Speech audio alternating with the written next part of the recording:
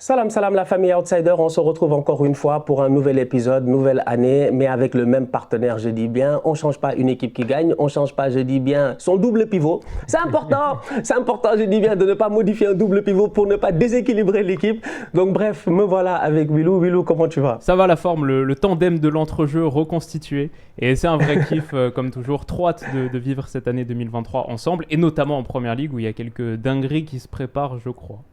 Il y a plein de choses à raconter. Aujourd'hui, on va aller directement dans le vif du sujet. Tu vois, Willou, moi, je pense que ce championnat-là, c'est le championnat, et je vais commencer par ça, le plus indécis, le plus compliqué, le plus compétitif peut-être de tous les grands championnats européens. Et je m'explique. Certes, la Serie A cette année, c'est compliqué. Parce que quand tu vois le classement, là, tu te dis que tu as l'impression que tout le monde peut aller en Ligue des Champions. Ça va être très, très chaud. Mais la Première Ligue, j'ai envie de rappeler aux gens quand même que c'est un championnat qui a en ce moment 3 clubs qui sont en huitième de finale de Ligue des Champions. Et ces 3 clubs qui sont en huitième de finale de Ligue des Champions sont en galère en championnat. C'est grave. C'est très, très grave en fait. C'est-à-dire que tu as hors City, parce que City, il n'y a pas de problème. Mais tu te dis, Liverpool, en ce moment, ils sont en galère quand même en championnat. Chelsea, j'en parle même pas. C'est l'hécatombe, je dis bien là-bas, entre l'infirmerie et Potter qui trouve aucune potion qui marche. Et comment il s'appelle l'autre, le tonton Tottenham, Antonio Conte, lui, il s'est débrouillé pour prendre la place d'Arsenal à la dernière journée ou l'avant-dernière journée de l'année passée pour maintenant être en galère et rien n'est clair là-bas. Donc tu te rends compte à quel point aujourd'hui, dans les 4 équipes qui peuvent se qualifier en Ligue des Champions, à ce moment-ci, il y en a 3 qui ne sont pas là. Il y a un problème.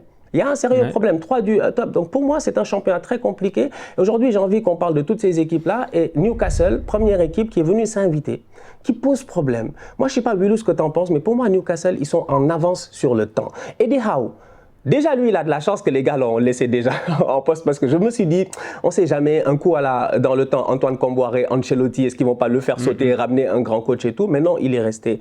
Il est resté et la première année, il leur a montré qu'il doit rester.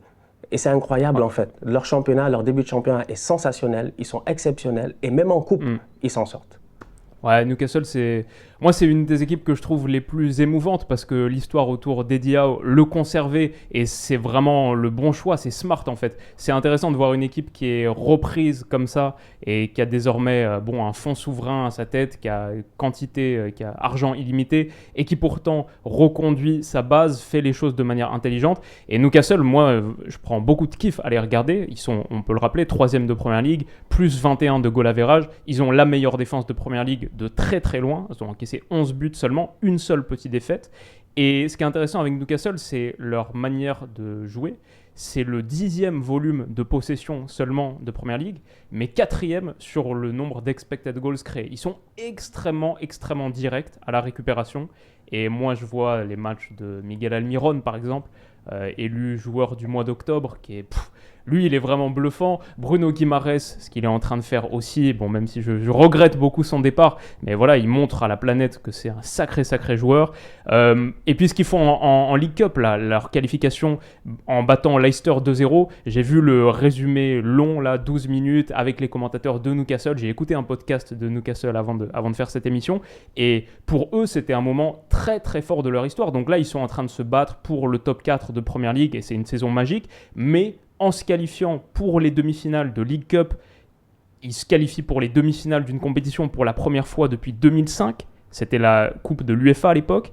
Et la dernière fois qu'ils ont remporté un titre, tout court, c'était 1969.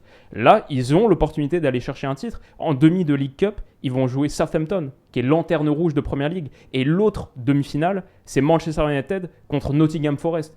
Donc, Newcastle, pour moi, va aller en finale de League Cup sur une année où ils sont en train de se battre pour le top 4 de Première Ligue et ils jouent un super foot. Enfin, c'est magique pour eux. Il n'y a pas grand-chose de plus à dire. C'est vraiment incroyable ce qui se passe du côté du St. James Park. Ils ont un excellent coach aussi qui est très lucide.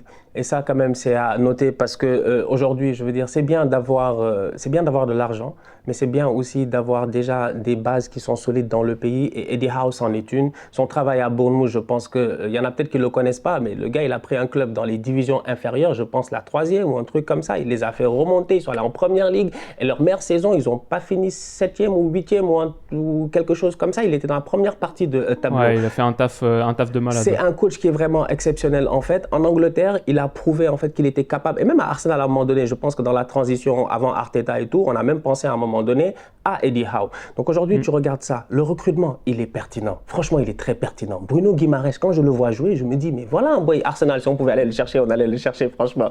Lui, il est trop fort, il est excellent, il est très bon dans ce qu'il fait, et il a un coach qui lui permet d'avoir, de pouvoir, qu'il puisse tenir ses tâches défensives, parce que Newcastle est une des meilleures défenses du championnat. Et donc, du coup, vu que derrière, ils sont la meilleure. Vu que derrière, ils sont très, très solides, ça lui permet lui aussi de se libérer. Sans compter le repositionnement de Joe Wellington. C'est-à-dire que Eddie Howe a fait des affaires que moi-même, je n'ai pas compris. Joe Wellington, c'est un tocard. En fait, il faut dire les choses telles qu'elles sont. Ce n'est pas un grand joueur. Franchement, c'est-à-dire qu'il y a des gars là, c'est nos amis. Franchement, il n'y a pas de problème. C'est un professionnel. Mais Joe Wellington, il ne faut pas qu'il nous blague. Joe Wellington, c'est un attaquant qui est là-bas. Il était là-bas en Allemagne. C'est un guerrier. Tu vois qu'il est combatif. Il va vite. Peut-être bon positionnement, tout ça.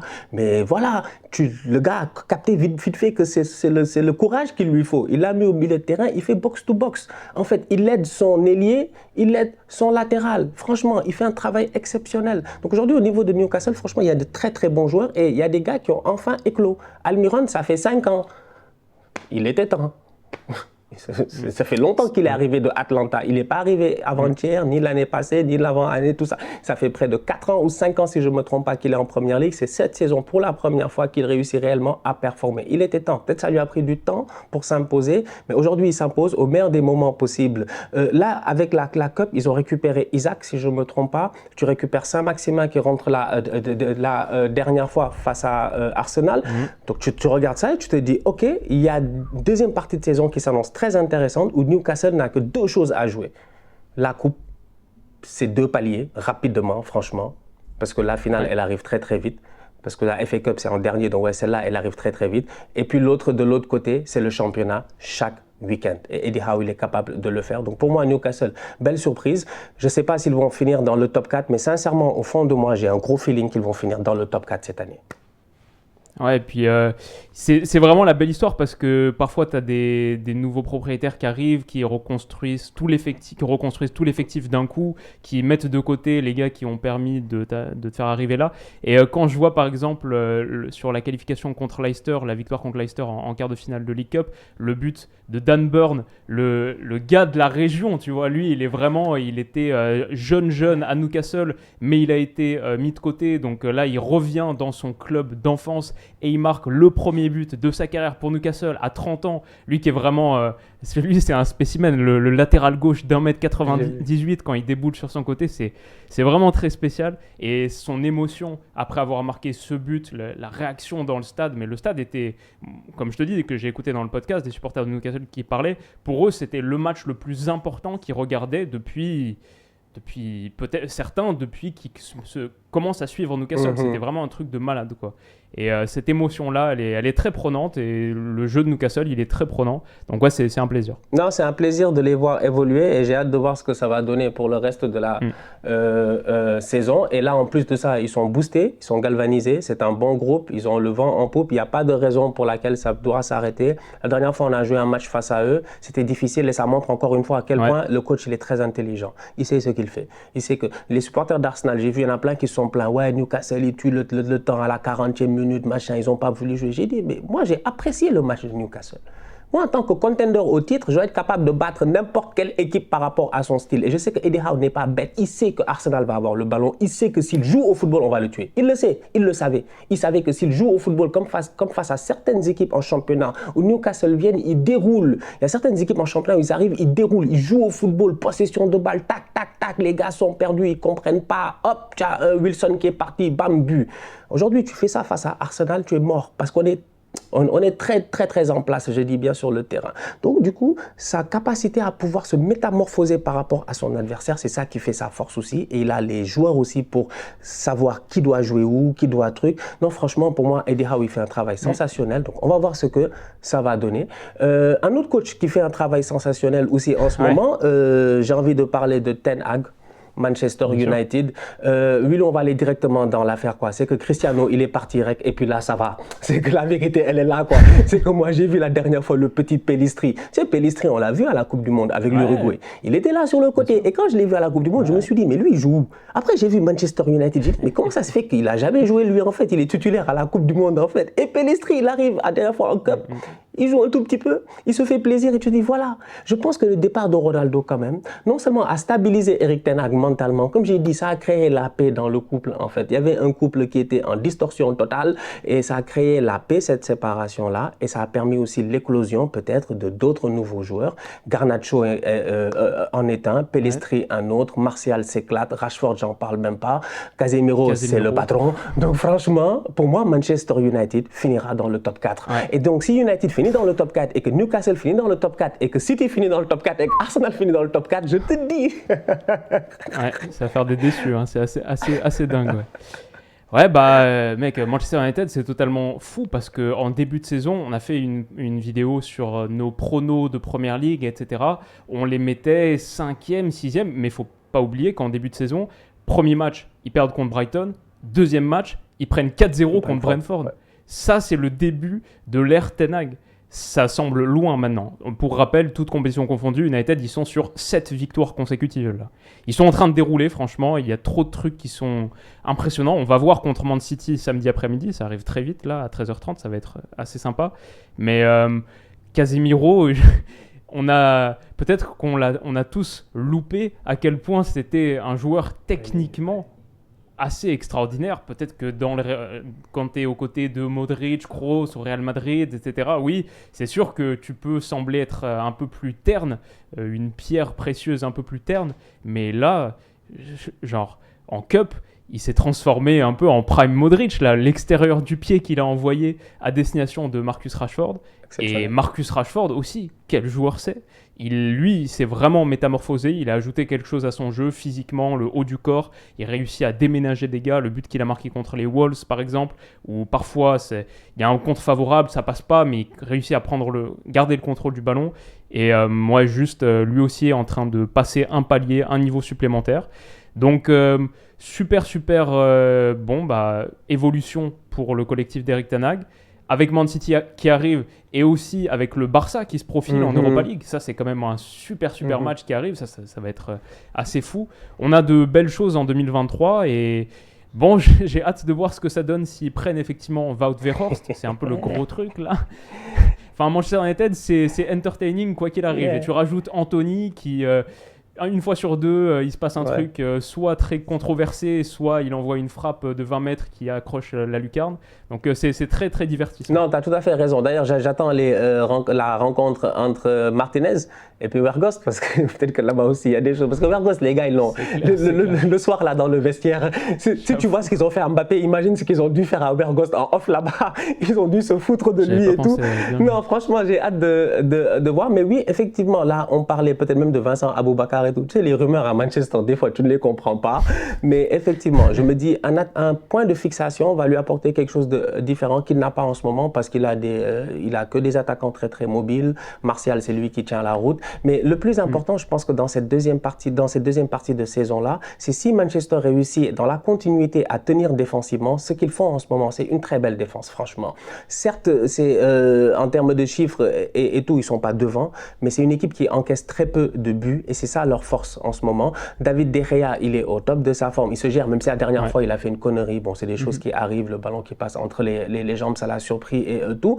Mais sinon, il est très, très bon. L'axe central, elle est bonne. Maguire a l'air de revenir sur... il est sur un bon air, il est sur une bonne mouvance post-Coupe du Monde, ça lui a fait du bien. Donc peut-être qu'on va réussir à voir un Maguire un peu plus déterminant dans cette deuxième partie de saison. Les latéraux, je trouve qu'il y a un effort qui est fait pour le moment quand même, parce qu'un Wan-Bissaka, je ne l'ai pas vu durant toute la première partie de saison, il a fallu qu'il y ait Coupe du Monde, reshuffle, machin, pour que tu le vois et tu te dis, tu sais qu'il ne rentre pas dans les cadres du gars, mais il peut peut-être tenir pendant 6 mois. Donc si défensivement ça tient avec Luke Shaw qui est au top, franchement, il est au top. Lui aussi, il est bizarre, lui, Luke Shaw. De temps en temps, il est très fort. Après, il est très nul. Après, il est très, très fort. Tu vois, Luke Shaw, ces dernières années, ça a été des hauts et des bas. Mais là, il est au top. En défense centrale sur le côté, pour moi, Manchester United, c'est fini, en fait. Ça a changé. Ça a changé. Ten Hag avait raison. Quand il a dit la dernière fois qu'il y a eu beaucoup de joueurs qui ont été achetés et qui étaient moyens, il a raison. Et ça, c'est dans plein de clubs. Il y a plein de boys qui ont été achetés à des sommes faramineuses, mais qui sont très, très moyens. Tu pouvais pas... Ils voulaient aller où avec Fred et McTominay? Il voulait aller où? Et là, ça a changé. Ça a changé. Eriksen et Casemiro, mais ça, c'est un autre football. Ça, c'est un vrai football, en fait, tu vois. Donc, il sait qu'il a du recrutement aussi à faire, sûrement, au milieu de terrain. Ils n'ont pas encore bougé. Il y avait Gakpo. Ils sont fait shipper Gakpo. C'est des choses qui arrivent. Donc, on va voir ce que ça va donner. Mais pour moi, United, je pense qu'il va tenir Ten Hag. Il tient son effectif maintenant. C'est lui le patron. C'est le seul boss. Il fait ce qu'il veut. Rashford, il déconne. On le met sur le banc. Prochain match, il vient, il se tait, il claque son but. Il dit pardon. Donc, c'est lui le patron. Les choses ont changé. Donc, je pense que top 4, ça peut être assuré. En tout cas, on va voir. Ouais, carrément. Bah, d'accord, c'est une équipe très très intéressante. Prochaine Tottenham. Ouais, Tottenham. Alors, je sais pas ce que tu as à me dire sur eux, parce que moi, tu vois, moi, je suis bias. Donc moi, dès que je commence sur Tottenham, oui. Allez, on va commencer. Bah écoute, Tottenham, je dirais que bon, ils sont 5e de Premier League, ils sont à 2 points de Manchester United, mais ils ont un match en plus. Pour moi, le truc qui est assez simple avec Tottenham, c'est qu'ils sont pas assez bons défensivement. Ils ont la 11e défense de Premier League sur le nombre de buts encaissés. Avant Crystal Palace, ils restaient et le match de Cup, ils restaient sur 10 matchs consécutifs où ils encaissent le premier but. Et ça, c'est un vrai problème pour le style de jeu que veut mettre en place Antonio Conte. Ce 3-4-1-2, 3-4-2-1, 3-5-3, 3-4-3, pardon, il est conçu pour exploser vite en transition, être solide à la base. Si tu veux être bas et ensuite aller attaquer les grands espaces, tu ne peux pas encaisser le premier but. Sinon, toute la physionomie du match t'échappe. Donc ça, c'est le vrai gros problème. Et c'est un problème que tu peux imaginer comme étant collectif, Conte n'a pas trouvé la formule. Pour moi, c'est clair, à Tottenham, il n'y a pas assez de bons défenseurs. Qui est-ce que tu mets sur une défense à 3 aux côtés de Christian Romero? Eric Dyer? Bah non, c'est pas assez bon. Clément Langlais? Non, c'est pas assez bon. Tanganga, Davinson Sanchez. Voilà, aujourd'hui, Tottenham veut avoir une défense à 3. Il y a un seul vrai bon défenseur central. Si tu veux avoir une défense à 3, c'est bien d'en avoir au moins 3 et 4, 5 pour faire la rotation potentiellement. Pareil sur le poste de piston droit. Emerson Royal, les supporters de Tottenham n'en peuvent plus. Ils en sont à le siffler à domicile. Ça fonctionne pas du tout. Donc aujourd'hui, j'entends des bruits de peut-être Pedro Porro, etc. Il faut faire des acquisitions. À Tottenham, il y a besoin d'acquisitions. Et peut-être que la bonne nouvelle pour eux, c'est que, je ne sais pas si tu vois ce qui se passe autour de Tottenham là, mais on parle beaucoup d'un rachat par les Qataris. Donc à voir si ça se concrétise effectivement. Mais QSI, Qatar Sports Investment, est en train de regarder autour de la Première Ligue et apparemment, c'est Tottenham qu'ils ont dans le viseur. Donc il y a des supporters qui ne sont pas très heureux de cette nouvelle, etc. C'est sûr que tu compromets une partie de ton identité. Bon, c'est toujours la réflexion philosophique. Mais peut-être que c'est ça la solution, peut-être qu'il faut que Hennick, Daniel Levy lâchent l'affaire. En tout cas, Tottenham a besoin de renfort, a besoin d'investissement, avant tout sur le secteur défensif, s'ils veulent faire quelque chose. Donc je vois ça, et puis après je vois le truc qui a longtemps été un peu le cache-misère de Tottenham, c'est Kane, Son. Aujourd'hui, Kane, ça continue de marcher très très bien, il a 15 buts en Première Ligue, personne d'autre dans l'effectif de Tottenham en a plus de 4. 15 pour Kane, personne d'autre en a plus de 4. Son, après son triplé contre Leicester, qui devait être le triplé de la résurgence du retour, finalement, il n'y a pas eu grand-chose. Donc ça, et Kulusevski a beaucoup été blessé. Donc c'est ça qui leur coûte énormément derrière et devant où Kane est trop seul. Ça, c'est grosso modo ce que je vois, mais vas-y, toi, avec un peu plus de biais et un peu moins d'objectivité, qu'est-ce que tu penses ? Non, mais après, moi, dans ma tête, en fait, c'est simple. C'est très, très simple. Tout à l'heure, je te parlais de direction. Je pense que la direction, c'est très important. C'est-à-dire qu'aujourd'hui, nous, on est là, on regarde le football parce qu'il y a le spectacle, il y a l'entertainment. So we enjoy it. On regarde, on est comme, yeah, c'est cool, il a marqué des buts, il a dribblé, tout ça. Mais moi, plus je grandis, plus je deviens mature, disons, en fait, dans le truc, plus je me rends compte que ça, c'est pas important, ça, c'est la finalité. Moi, ce qui m'intéresse, c'est de savoir le gars dans le backstage, en fait. What is he thinking, en fait? C'est quoi qu'il y a derrière dans sa tête? C'est quoi son plan à long terme, en fait, tu vois? Parce que, qu'est-ce qu'on dit? Gouverner, c'est prévoir, c'est ça, non? En fait, si tu n'es pas capable de prévoir, d'anticiper, il y a un problème. Aujourd'hui, dans les grands clubs, tu dois être capable d'anticiper, en fait. Tu dois être capable d'anticiper. Parenthèse, je disais ça la dernière fois de Marseille. Je disais Guendouzi, 40 millions. Mais vend. Mais ça, il fallait anticiper avant, en regardant ton effectif, en disant que tu sais qu'il y a des joueurs attractifs et tout. Mais dans le championnat, c'est qui je peux aller piller là-bas, en fait? Regarde les autres, regarde Rennes, regarde Lens, va essayer de chercher une option. Pense, anticipe. Mais là, tu es pris, tu es comme, ah merde, je fais quoi? Mais la vérité, elle est là, en fait. Donc, en tant que dirigeant, tu dois savoir anticiper. Et Lévy, il est nul. Mais il est nul. C'est un tocard de première catégorie. Parce que lui, en fait, son problème, il est simple. C'est qu'il veut des titres rapidement. Dans la vie, c'est pas comme ça. Tous les grands coachs qui sont passés par Tottenham, tous ont été virés. Les gens ont oublié. Moi, j'ai oublié la dernière fois que Nuno Espirito Santo, il n'a pas été coach là-bas. Après tout le travail qu'il a fait. Mais oui, longtemps, mais tout le monde ouais. est venu là-bas, ils sont tous sautés rapidement, je dis bien. José Mourinho est venu, il a sauté. Tu te rends compte le nombre de gars qu'il a fait sauter. Aujourd'hui, il a un problème avec Antonio Conte, à mon humble avis, déjà à la base. Au-delà du fait que, comme tu le dis, Antonio Conte le dit à chaque fois, pour lui, il n'a pas de joueur. Ça aussi, c'est un problème. C'est le discours de Conte. C'est un discours, tu sens qu'il ne s'entend pas avec son président. À chaque fois que j'entends Conte parler après le match, quand il parle, c'est genre I don't have any players, it's difficult. This league is difficult, I don't have players, I cannot do better, I did my maximum. Last year, ils ont fini 4e. Lui, il le dit de sa propre bouche. Il dit que pour lui, ils ont fait un truc exceptionnel, que normalement, ils ne devaient pas aller en Ligue des Champions. Il y a plein de choses qu'Antonio Conte il est en train de dire. Il lance des messages à sa direction. Le problème de Conte, c'est que aussi, Willou, on est en janvier, son contrat finit au mois de juin. Donc un gars, son contrat finit au mois de juin, comment est-ce que tu investis sur lui? Comment tu mets de l'argent? Donc aujourd'hui, pour moi, Tottenham, c'est que les supporters de Tottenham, ils regardent le terrain.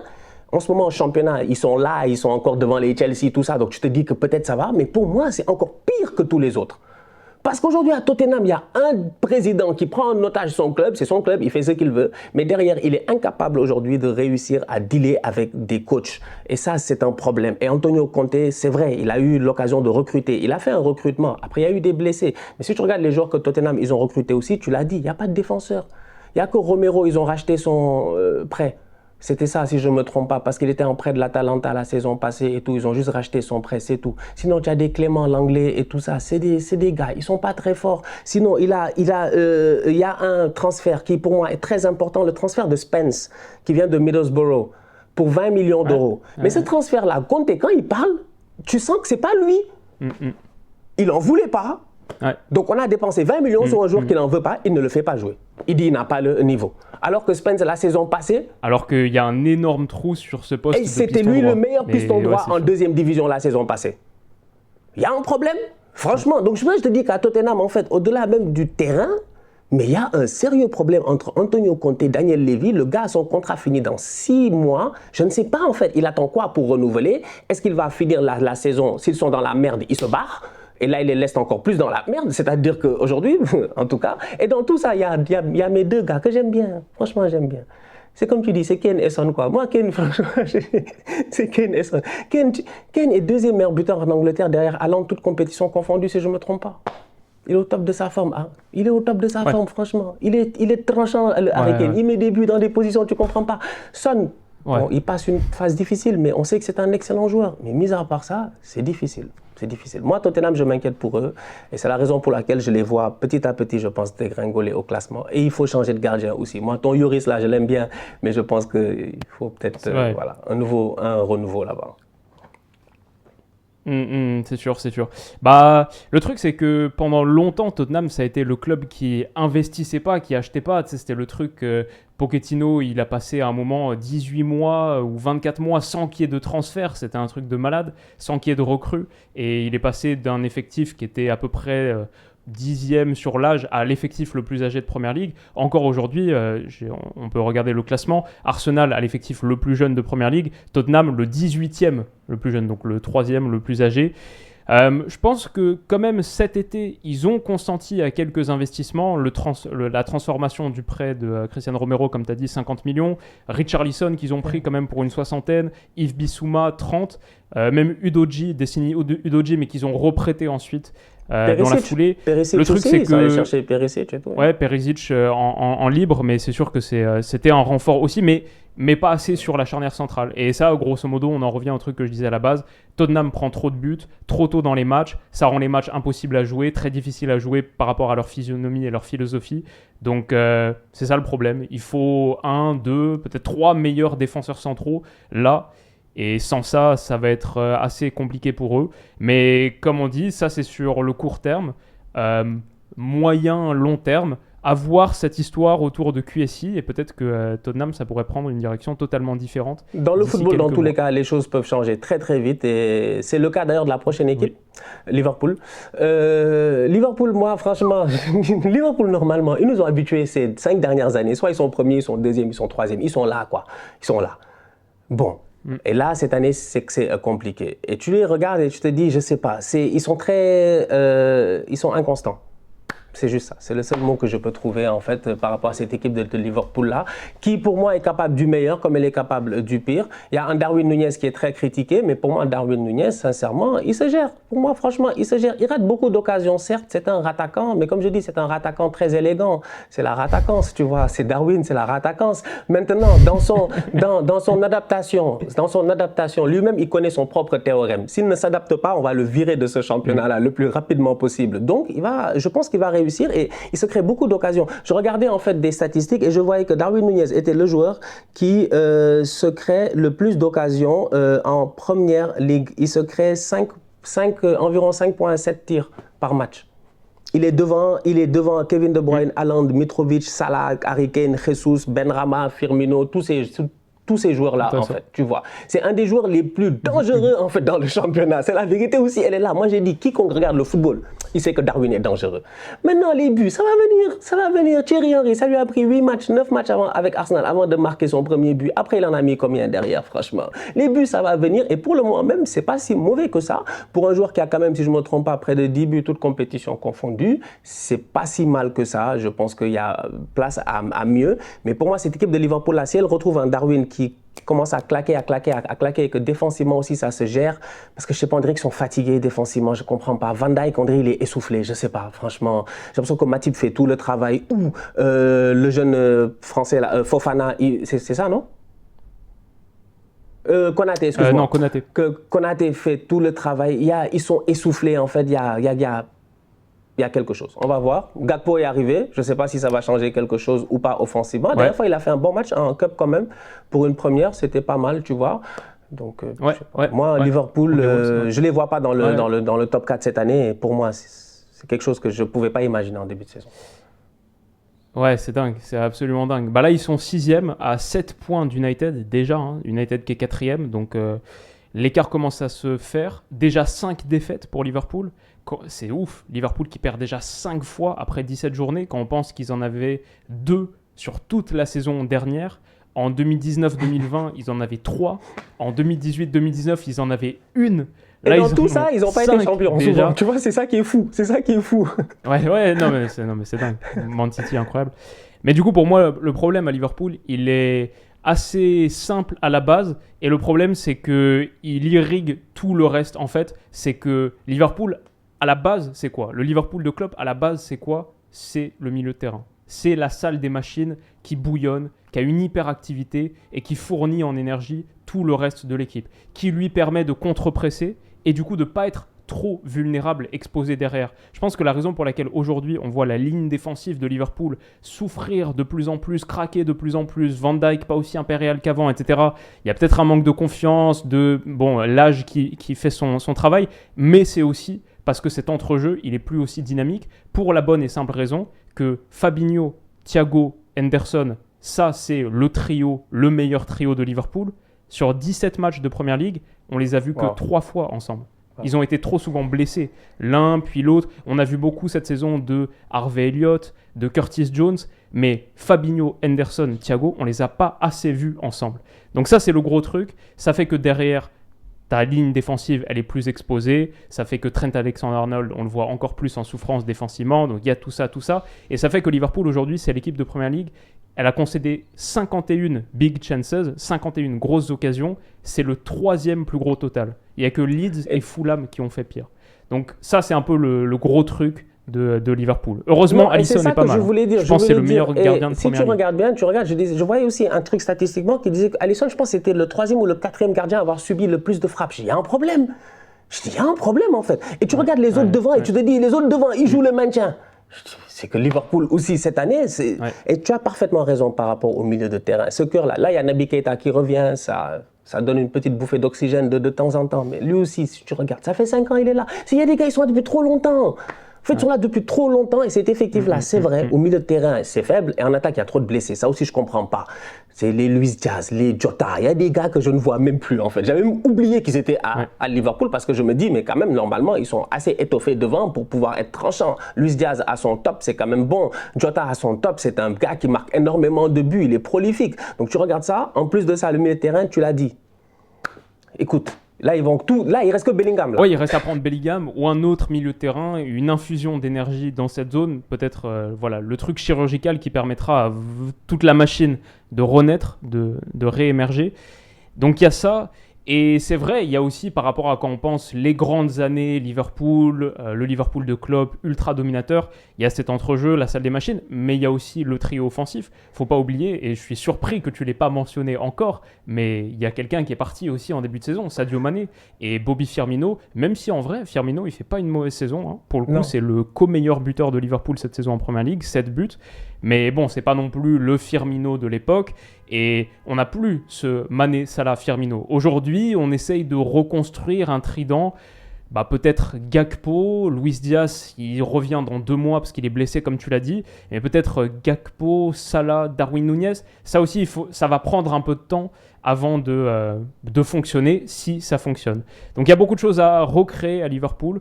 Aujourd'hui, les équipes, on le sait, hein, les équipes qui sont performantes sur la durée, c'est celles qui réussissent à avoir une ossature, la même, match après match, 30 matchs par saison, le même trident de l'entrejeu. C'est pas un hasard que, comme on a dit, à Arsenal, Xhaka, il est joué 94% des minutes de Premier League cette saison, Odegaard 88% et Thomas Partey 79%. Il faut qu'il y ait cette base qui fonctionne, qui soit là match après match. Et Liverpool n'a pas ça, ça leur coûte beaucoup.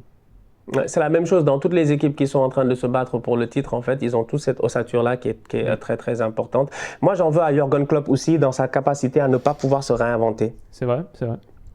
Moi, c'est ça, en fait. C'est franchement. Je dis, oui, ils ont perdu Sadio, je suis d'accord. Mais je ne veux pas le dire parce que si je le dis, les gars, tu vois, les gars, ils vont dire, ouais, non, c'est parce qu'il est sénégalais, Bacha, tout ça, ils vont dire Sadio. Je dis, ouais, Sadio, il est parti. Vous ne connaissez pas l'importance de Sadio. Sadio était. C'est que Sadio, même, il est sur le terrain, l'adversaire, il a peur. Nous-mêmes, on sait. Nous, on se connaît. On se connaît, je dis. Sadio, il a cette aura-là, en fait, qui fait qu'on ne sait jamais avec lui ce qui peut se passer sur le terrain, tu vois. Il est parti, c'est des choses qui arrivent. Bon, là, j'espère qu'il va se remettre de sa blessure. Mais Klopp, je lui en veux parce que moi, depuis lors, je réfléchis. Je dis, mais Trent, mais pourquoi Trent, il ne pousse pas au milieu? En fait, qu'est-ce qui empêche de pousser Trent au milieu? Trent a toutes les caractéristiques de pouvoir jouer au milieu de terrain. Franchement. Trent peut jouer au milieu de terrain. Tu peux revenir sur une défense conventionnelle à 4 derrière avec des latéraux qui sont un peu plus, je dis bien, en rétention, qui vont moins pousser vers l'avant parce que tu vas te permettre devant d'avoir peut-être un milieu A3 ou un milieu A4 dans un 4-4-2 ou quoi que ce soit, où tu as un Trent qui est milieu droit qui pousse en fait. Il frappe, il centre, il frappe, il centre. On lui a rien demandé et il y a toujours un Darwin qui va être là-bas à la retombée au 2e poteau, un Salah qui va prendre la ligne devant lui. Je ne sais pas en fait, réinvente-toi un tout petit peu. Mais lui, il reste toujours sur la même base, le même système de jeu. Il n'y a pas grand-chose qui change. Et comme tu le dis, au milieu de terrain, il a beau mettre les Curtis et les Elliott et même le petit, là, j'ai oublié son nom, le boy qui est à Fulham, là. Voilà, Carvalho et tout. Ça suffit pas. Donc, on va voir ce que ça va donner. Mais ouais, Liverpool, c'est ma grosse déception. À chaque fois que tu es hypé, tu les vois gagner, tu es comme, ah, ça va aller, peut-être qu'ils vont revenir. Et hop, après le match d'après, ils se font taper. Tu es comme, ah, qu'est-ce qui s'est passé? La dernière fois, ils sont Van Dijk à la mi-temps, c'est grave ça aussi. Ouais, et Van Dijk, il est blessé quelques semaines aussi. Donc, et ça va devenir un peu compliqué pour eux. Mais peut-être pas aussi compliqué que pour Chelsea. Non, Chelsea, c'est mort. Chelsea, c'est mort. Chelsea. Tu sais, Chelsea, eux, en fait, c'est Ted Boehly. En fait, Ted Boehly, toutes ces déclarations de début de saison, on vient de voir en fait que c'est lui le master tocard. En fait, qu'est-ce qu'il avait dit en début de saison, Boehly, quand il est arrivé? Il avait dit des bêtises, lui. C'est lui qui voulait faire des... Qu'est-ce qu'il avait dit? Ouais, qu'il fallait faire un All-Star Game, notamment. Ouais, il y avait le All-Star Game, il y avait d'autres choses, en fait. Je me rappelle, il avait fait un truc, il n'avait pas dit, il y avait un joueur de Chelsea, je ne sais pas, qui avait joué à Chelsea. Je me rappelle plus, on avait parlé dans une vidéo. Kevin De Bruyne. Kevin De Bruyne avait été fort. Mais j'ai dit, lui, il ne sait pas ce qui se passe. Mais... Chelsea a... J'ai vu la dernière fois un truc qui m'a tué. Ils ont recruté plus de joueurs qu'ils ont gagné de matchs cette saison. Ouais, c'est dur. Hein. Quand tu penses qu'il y a 1 an et demi, ils gagnaient la Ligue des Champions sous Abramovich et Tuchel. Non, mais c'est grave. 1 an et demi plus tard, ils sont là, 10e de Première Ligue sous Graham Potter et Todd Boehly. C'est le tocarisme. C'est le tocarisme c'est le paroxysme, le maximisme, le je sais pas quoi du tocarisme. Je suis choqué en fait. Et puis Chelsea, moi, ce qui me fait le plus mal, tu sais c'est quoi? C'est le recrutement. Je me suis amusé à regarder. J'ai dit, regarde, ils ont dépensé près de 400 millions. C'est incroyable. En fait, eux, c'est... Et puis ils sont étonnés. Il n'y a même pas 3 ans, ils étaient encore suspendus pour des affaires Ils achètent à gauche, ils achètent à droite. Ils ont acheté Kalidou Koulibaly, Badiashile, Fofana, Zakaria, c'est un prêt. Cucurella, 65 millions. Ouais, et puis quand tu penses que l'année d'avant, ils prennent Lukaku pour quoi, 80 ou 100. Il est en prêt, il va revenir. Les gars de l'Inter, ils ont dit ils n'en veulent plus, bientôt ils vont le renvoyer. Là, ils ont Aubameyang. Bon, peut-être qu'il va aller au Barça, on va voir avec les Memphis, machin, tout ça. Sterling, je dis. Chukwuemeka, pas mal. Chukwuemeka, oui, à des fois il est rentré, il a été pertinent, tout ça. Mais bon, c'est beaucoup d'argent dépensé en fait pour aucune valeur sûre. João Félix. Lui aussi, il faut qu'on fasse une vidéo juste pour lui, parce que je ne comprends pas. Lui, barre-toi, il renouvelle son contrat, après il va en prêt. Je dis, Chelsea, c'est que des conneries en fait. C'est le même Chelsea qui avait recruté ici Pato, qui avait recruté Quaresma. Ils font que des conneries, eux. À chaque fois, ils font trop de conneries, on leur dit pas assez. C'est que Chelsea, il faut leur dire la vérité. C'est parce qu'ils ont gagné des Coupes d'Europe ici qu'on n'ose pas leur dire la vérité, mais ils font trop de bêtises.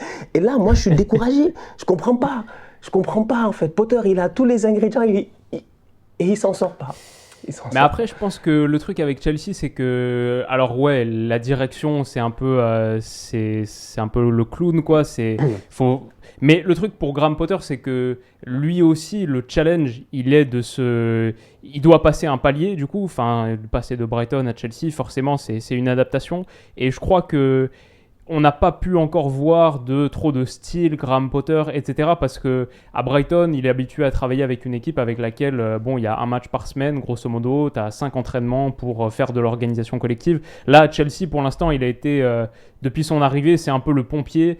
Ça joue tous les 3 jours. Il faut surtout récupérer, préparer le prochain match. Là, Chelsea a été sorti donc, de la League Cup et peut se concentrer peut-être davantage sur les matchs de Première Ligue, de championnat, essayer de se rapprocher du top 4 et peut-être qu'on va commencer à voir une patte Potter. Moi, je suis aussi très curieux de João Félix. Peut-être plus pour Félix que pour Chelsea, de le voir sortir de l'Atlético Madrid, de le voir en Première Ligue, même si c'est que quelques mois.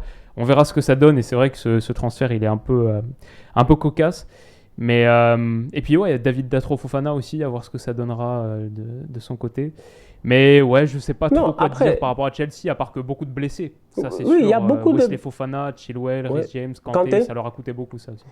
Ils ont perdu énormément de joueurs et tout. Mais il y a aussi la conséquence d'un mercato qui n'a pas été cohérent il y a quelques années aussi. Ça aussi, il faut le dire. Moi, l'année où ils ont recruté Havertz, Ziyech, machin, tout ça là, ça faisait pas beaucoup de sens. C'est franchement quoi, des fois c'est pertinent. La dernière fois, Arsenal, nous aussi on était sur João Félix, hein, mais moi personnellement, j'ai même dans une vidéo, j'étais pas pro João Félix. Je trouve que c'est un joueur qui cadre pas avec mon style de jeu. Ouais, il est bon, on est d'accord, il est fort, on est d'accord, franchement. Mais la vie, c'est pas FIFA. C'est pas FIFA en fait. C'est pas que tu l'as mis dans le jeu, hop, il va commencer à dribbler les gars, tout ça. C'est que tu as besoin que le boy il rentre dans l'effectif et qu'il comprenne que c'est un pion dans l'effectif en fait. Maintenant, le boy Félix, je sais pas, peut-être qu'il va bonifier cette équipe de Chelsea là, peut-être que mentalement il y a un effet placebo qui va se faire. Et les gars vont commencer à bien jouer et tout, juste parce qu'il y a une nouvelle addition à l'équipe qui est une addition quand même en valeur intrinsèque. C'est un très bon joueur de football. Mais la vérité, c'est qu'il y a trop de joueurs qui ne sont pas compatibles en fait dans cette équipe-là. Tu regardes la ligne offensive de Chelsea, mais il n'y a aucun coach au monde qui aurait accepté ça. Il n'y a pas un coach qui va vouloir. Tu lui dis, OK, voilà ta ligne offensive. C'est Sterling, c'est Aubameyang, c'est Havertz, c'est Mason Mount, c'est qui d'autre? C'est, je sais même plus. Pulisic qui s'est blessé. Oui, c'est Christian Pulisic, c'est Hakim Ziyech. C'est que des joueurs, en fait, soit tu as les mêmes profils, soit tu as des gars qui ont fait ce saut-là vers Chelsea, mais qui n'auraient pas dû le faire. Soit tu as des gars qui sont là depuis trop longtemps, qui n'arrivent pas à percer. Mais le Capitaine America, là, franchement, à un moment donné, faut qu'on arrête. On est rendu au 25e épisode de Capitaine America. Jusqu'à présent, il n'a pas tapé Thanos. Il nous fatigue, lui, franchement. Il est là, Pulisic, depuis le temps de Dortmund, il n'est pas capable de se gérer quand même. Donc, il y a des problèmes. Il y a trop de problèmes, en fait. C'est que Potter, moi, je suis d'accord avec Guardiola. Il a raison. Laissez-lui le temps, il va travailler. Mais au-delà du temps, il faut qu'il décraisse. Il faut qu'il y ait décrassage. Il faut qu'il nettoie en fait. Je suis désolé, mais il y a au moins 8 joueurs qui doivent quitter Chelsea. Ouais. Et après, il continue à rajouter. Bon, on va espérer que Wesley Fofana revienne de blessure. Badiashile, tu vois, il enchaîne. Ça donne peut-être une axe centrale dans les 2 prochaines années. Je ne sais pas, on va voir ce que ça va donner. Mais pour moi, à Chelsea, il y a eu un travail ces dernières années qui n'a pas été... Ce que Tuchel a fait là, c'était un miracle. Hein. Ils ne l'ont pas respecté. Franchement, ils ne l'ont pas respecté. Ils ne l'ont pas respecté. Ils auraient dû le laisser travailler. Mais bon, nouveau propriétaire, nouvelles règles.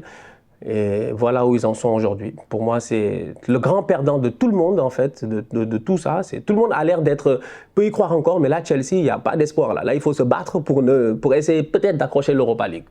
Tu vois. Ouais. Ouais, c'est sûr que Chelsea, ça prend une direction très bizarre, mais quelque part, en fait, Chelsea, le chaos, ils connaissent. Le chaos, c'est leur habitude. Donc, bon, je me dis, quelque part, c'est presque par for the course, comme on dit en anglais. C'est presque la routine pour eux que tout parte en vrille. Donc, je sais pas, ils vont peut-être réussir à faire quelque chose de tout ça, mais c'est clair que leur masse salariale, elle commence à être... je sais pas si le fair play financier regarde un petit peu du côté de Chelsea, mais ça commence à être assez costaud. Ouais, ça monte. En tout cas, on va voir ce que ça va donner d'ici la fin de la saison. Je sais pas si tu as une autre équipe de laquelle tu voulais parler ou un dernier point. Non, écoute, on a fait 40 minutes là, je pense qu'on a fait le bien tour. passé, je pensais pas mal. Yeah, et en tout cas, dites-nous en commentaire si vous pensez qu'il y en a une de ces équipes-là qui va nous surprendre. Parce que pour le moment, comme je dis, ils ont la Ligue des Champions qui arrive. Il va falloir qu'ils performent aussi, Tottenham, Liverpool et Chelsea. Parce que Chelsea peut quand même espérer sauver sa saison en Ligue des Champions. On ne sait jamais, faire rêver ses supporters. Bah ça, ce serait le classique. Hein. Ça, ce serait le classique. C'est ça qui est fou en fait. C'est ça qui est fou. C'est qu'ils vont aller là-bas, ils vont taper tout le monde. Au final, tu vas rien comprendre. Ciao Félix va être élu homme de la compétition. Écoute, Kai Havertz surfe depuis 4 ans ou 3 ans sur un but en Ligue des Champions. C'est pas possible. Ouais. J'ai dit, voilà un petit. Moi, je sais ce qu'il va aller. Depuis 1 an et demi. C'était qu'il y a 1 an et demi, hein, la finale contre Man City. C'est fou. C'est vrai que quand tu y reprends la dernière fois, je regardais, c'était 16 mois ou c'est ça, 18 mois. J'étais comme, waouh, 18 mois. 1 an et demi. Depuis lors, ils sont tous. Tout est tombé en fait. Tout a éclaté en vol. Edouard Mendy, Poutine a envahi l'Ukraine et Chelsea. Voilà. C'est ça, il fallait laisser Abramovich. Tu vois, Abramovich, il était là-bas, il n'était pas dans le pays parce qu'il ne voulait pas payer d'impôts, il était là-bas tranquillement, je ne sais plus dans quel autre pays, mais il gérait l'affaire quand même très bien. En tout cas, on va voir ce que ça va donner. Dites-nous en commentaire ce que vous en pensez, s'il y a d'autres équipes qui vont nous surprendre durant cette deuxième partie de saison. D'ici là, la famille, on continue à liker, on continue à partager, on s'abonne. On n'oublie pas d'aller sur la chaîne de Vilou où j'ai donné mes impressions sur Arsenal. C'est là-bas que ça se passe. Allez-y, la vidéo est déjà en ligne. On se capte très bientôt pour une nouvelle vidéo ensemble. Wilou, un dernier mot? Non, écoute, c'était un plaisir comme d'habitude. Là, ça fait vraiment plaisir de reprendre. Et on va se creuser la tête pour trouver quelques sujets tout à fait pertinents sur les prochaines semaines. Et ça va être génial. Super.